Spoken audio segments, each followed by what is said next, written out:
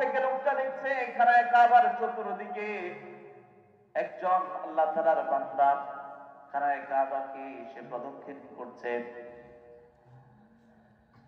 কিন্তু দূর থেকে আরেকটা যুবক দেখলো, যেই যুবকটা খানায় কাবার চারপাশ দিয়ে চক্কর দিচ্ছে, ওই যুবকের কপালের উপরে কি যেন একটা শুভ্র আলো। এই শুভ্র আলোটা তার কপাল থেকে বের হচ্ছে। দূর থেকে যখন ওই আরেকটা যুবক ওই যুবকের কপালের উপরে শুভ্র আলোটা দেখতে পেল, তখন যুবক মনে করলো যে লোকটার কপালে আমি শুভ্র রেখাটা শুভ্র আলোটা দেখতে পাচ্ছি, এই যুবক কোন সাধারণ ধরনের যুবক নয়।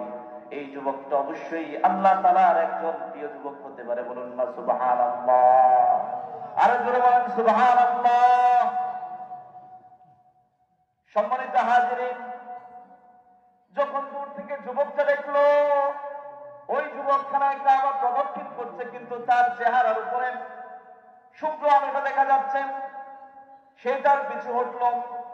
চিন্তা করলো সে কেমন আমল করে, কি এমন আমল করে তার চেহারার মধ্যে এত সুন্দর একটা আলো দেখা যাচ্ছে, কেমন আমল করে আমি তার থেকে জেনে নেব কোন আমলের কারণে তার চেহারা এত উজ্জ্বল, কোন আমলের কারণে তার কপালের মধ্যে শুভ্রতা দেখা যাচ্ছে, সেই আমলটা আমিও করব, তাহলে আল্লাহ তাআলা আমার চেহারাটাকে নূরানি করে দিবেন।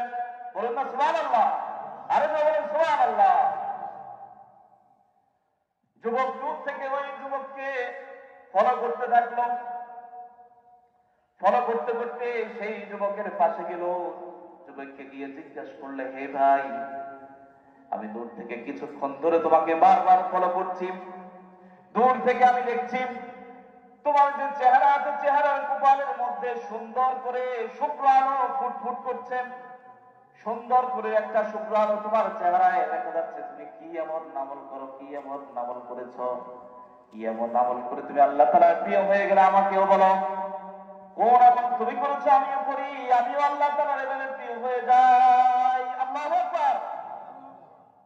যুবকের কাছে সেই যুবক জানতে চাইল, কাবা ঘর প্রদক্ষিণকারী সেই যুবক,